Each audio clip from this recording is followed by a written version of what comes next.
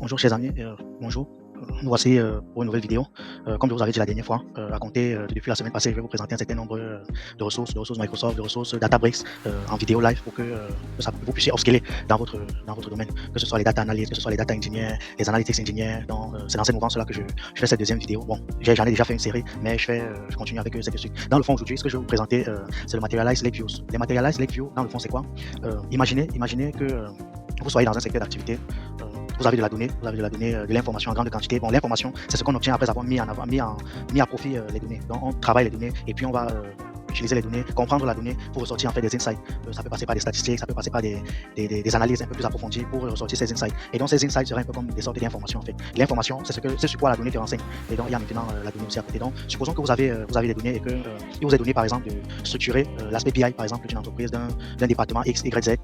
Et donc, généralement, en termes d'architecture, l'architecture Medallion, c'est une architecture qui est vraiment très intéressante en ceci que ça te permet de vraiment structurer la donnée par phase en fait, de traitement. Donc, nous avons l'information brute qu'on retrouve généralement au niveau du schéma bronze. Nous avons l'information nettoyée avec des jointures qu'on ajoute également parfois d'autres tables de dimensions qui viennent apporter de l'information supplémentaire qu'on va retrouver au niveau du schéma bronze, au niveau du schéma silver, excusez-moi. Et puis, maintenant, le dernier schéma qui est le gold qui est vraiment pour les KPI données métiers vraiment informatifs. Et donc, dans ce cadre-là, ce qui se passe généralement, c'est que on va mettre en place une architecture avec un pipeline qu'on va déployer et puis du code qu'on va développer généralement du PySpark ou alors du Spark SQL. Donc dans le cas d'espèce, Microsoft, au travers de sa plateforme Microsoft Fabric, a mis en place donc cet outil-là qu'on appelle le Materialize Lake View, qui permet en fait de faire tout cela, mais pas avec des pipelines en fait. Je vais vous le montrer dans un instant. Pour les besoins de la vidéo, on va aller assez rapidement, straightforward. Donc dans un premier temps, vous l'aurez remarqué, c'est l'écran d'accueil de Microsoft Fabric. Dans un premier temps, il est important on va créer d'abord un workspace. On va essayer de créer un workspace. Là, je suis dans My Workspace. Je ne vais pas travailler dans My Workspace. Je vais créer un nouveau workspace. Le workspace, c'est cet espace de travail-là qui te permet, en fait, qui est comme ce dossier dans votre ordinateur qui va regrouper un certain nombre de ressources vraiment et tous les travaux que vous faites. Je fais un peu l'analogie avec Microsoft Azure où tu crées un resource group et dans l'intérieur de ce resource group, tu as donc maintenant tes ressources que tu vas mettre en place. C'est un peu la même chose. Donc, on va dire quel nom Workspace Training, ok. Entraînement, super. Il est important de toujours décrire ce que vous faites. Je vais prendre Trial Fabric, oui, super. Là, il est en train de rouler, il est en train de nous créer le workspace. Là, on voit que le workspace, il est créé pour entraînement, effectivement. Donc, la première chose qu'on fait, c'est de créer un lakehouse. Je vais créer un lakehouse, training. Ok, c'est refusé, je pense que c'est le underscore.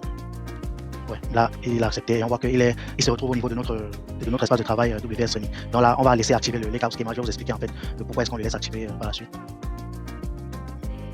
Voilà, là, il a roulé. On voit que notre lakehouse a été créé avec les schémas. On voit la table et puis les files. C'est un peu au niveau des Databricks, c'est un peu quand vous avez les tables et puis vous avez les volumes qui permettent parfois d'importer, de stocker en fait l'information qui est semi-structurée à non structurée.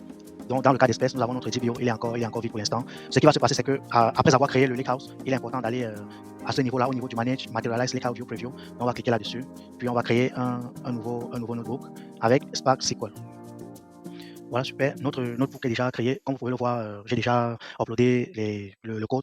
C'est un code que vous pouvez retrouver facilement au niveau de la littérature sur Microsoft Learn. C'est disponible et assez simple. Pour les besoins de la course, c'est vraiment un code assez simple du SQL. On va créer le schéma bronze dans un premier temps, s'il n'existe pas bien sûr. Et puis par après, on va créer deux tables, la table produit, insérer les valeurs de la table produit et puis créer la table orders avec 1, 2, 3, 4 colonnes et puis intégrer également les valeurs à l'intérieur de cette étape. Donc là, je vais le rouler. Et puis en deuxième lieu ici, on va Alta Table, c'est comme quand tu veux modifier la table. Donc si tu es au niveau du schéma bronze et donc la table produit Set Table Properties Delta Enable Change Data Feed True. C'est ici en fait que la magie commence à opérer. La magie commence à opérer avec le Change Data Feed qu'on active. Le Change Data Feed dans le fond c'est quoi? Lui il vient doter de propriétés en fait d'historicité les tables que nous avons créées et qui se retrouvent au niveau des schémas bronze. Donc ça c'est la première étape, c'est une fonctionnalité Delta Table. Le Delta Table ou le Delta Lake c'est quoi? Le Delta Lake c'est cette couche logicielle là qu'on vient rajouter sur des tables généralement parquet pour pouvoir doter ces tables là de fonctionnalités crues. Donc create, update, delete, insert. Et donc c'est un peu à ce niveau-là, c'est la première étape de la magie qui opère. Donc je vais le rouler. Là on active le change data feed au niveau de nos tables produits et puis des ordres. Comme pour lui dire ok, tu vas me traquer l'historicité de ces tables-là. Si jamais il y a des potentiels changements, tu me les diras, tu vas les relever au niveau du delta log. Donc il a été activé. Ici le troisième code, ça c'est là où la deuxième magie opère. On va créer le schéma silver s'il n'existe pas bien évidemment. Et puis il y a cette phrase-là qui est très importante, ce niveau-là. Créer Materialize Lake View as. Donc c'est très important. Tu vois, si on enlève ça, la magie est juste à un seul niveau. Mais quand on ajoute le Materialize Lake View, on lui dit ok, tu as traqué l'historicité, maintenant je souhaite que tu me crées une sorte de lineage, un lignage, afin que je puisse voir le flow en fait de l'information. Et puis tu dotes mon lineage de capacité en fait de programmation, de sorte que je sois en mesure de programmer les refresh. Ça c'est le deuxième niveau de la magie. Donc cette phase de create Materialize Lake View it not exist. Donc là on va le rouler, on l'a créé au niveau du silver. On le crée au niveau du silver. Au niveau du silver, nous avons créé cette étape, nous avons créé la table silver clean order data. Donc, et puis on va rajouter des jointures. On va rajouter une jointure avec la table produit, avec comme clé primaire product ID. Donc entre les deux tables pour pouvoir faire la jointure. Le code est en train de rouler.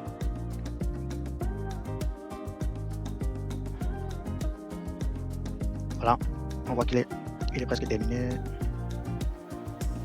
Voilà, cette étape là aussi est terminée. On voit qu'il génère une table, ok, namespace, Lakehouse Training Silver. Il donne vraiment quelle est la table concernée, clean order data. Et puis là-bas, on voit que le product search summary est également créé. Donc à chaque fois que vous allez rouler, vous verrez qu'il y a ces deux tables là qu'on peut utiliser comme métadonnées et puis les analyser qui sont créées à chaque fois. Donc on va vérifier au niveau de notre schéma Gold qu'effectivement nous avons cette étape là qui est créée. Déjà à ce niveau, je peux rafraîchir. Vous pouvez déjà voir le résultat. On voit que dans un premier temps, comme je vous ai dit, le change data feed, lui, il vient activer l'historicité en fait de nos tables qu'on avait au niveau de bronze. Il vient activer cette historicité là donc au niveau du bronze. Comme pour dire ok, traque-moi ces changements. Et puis dans un deuxième temps, donc, au niveau du schéma silver, on active donc ce Materialize Lake View qui vient donc en arrière-plan créer donc ce graphe, ce lineage, en fait qui va nous permettre donc, de pouvoir traquer notre information et puis de pouvoir gérer le schedule. En même pas de transformation complexe. Nous sommes dans notre lakehouse. Nous avons déjà cette image là qui est très importante déjà pour la gouvernance de notre information. Et puis dans un deuxième temps, ça nous permet également d'aller très vite. Donc c'est un peu ça l'un des principaux avantages. Si je roule le describe history. Donc ça c'est une magie du change data feed. C'est qu'en fait on peut revenir dans l'historicité en fait. Donc, on peut interroger l'histoire d'une table.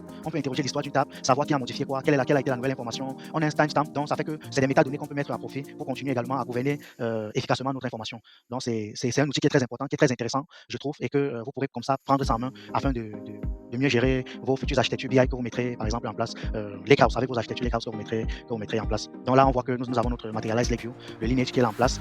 Effectivement, vous voyez, il est dynamique. On voit là nos tables delta. Parce que je ne peux pas créer de Materialize Lake View sur une table qui n'est pas delta. Donc il est important que cette table soit delta. Et c'est quand la table effectivement est delta que je peux utiliser le change data feed. Parce que le change data feed lui permet de venir vraiment activer cette historicité là au niveau des tables delta. Et les tables delta sont matérialisées généralement avec le petit triangle. C'est bien connu. Donc quand vous voyez une table avec ce petit triangle, ça signifie que c'est une table delta. Donc une fois qu'on a ça, on peut facilement venir programmer les refresh. On peut activer, on va dire ok.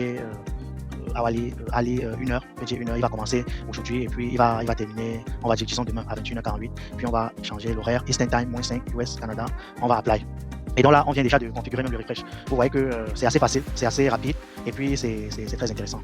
Donc globalement, ça c'est quelque chose de très intéressant. Je voulais également vous présenter, je peux vous montrer, voilà, c'est très important de voir les catalogues. C'est un outil, je ne sais pas si je vous l'ai présenté dans une ancienne vidéo, mais c'est à ce niveau, c'est quelque chose que Microsoft vient de développer et qui est très intéressant pour la gouvernance de notre information.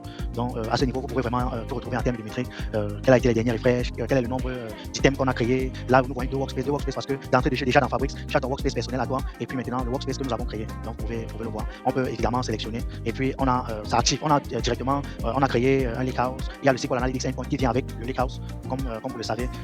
Donc le last item à last refresh date. Vraiment, on a toutes les informations, tout ce qu'on a créé, le master data, le certified, le promoted. Si jamais en fait il faut ajouter des tags, il faut certifier nos données. C'est très important aussi dans le cadre de la gouvernance de l'information de gérer cette information-là. Et aussi n'oubliez pas de rajouter les commentaires, de rajouter les tags parce que ça permet la découvrabilité aussi de l'information. Je ferai une prochaine vidéo où je vous expliquerai dans les détails comment est-ce qu'on peut mettre en place une gouvernance efficace dans Microsoft Fabric. Donc c'était tout pour aujourd'hui, pour la vidéo d'aujourd'hui. Je vous remercie et puis restez scotchés pour d'autres vidéos et puis pour cette belle aventure qui commence maintenant.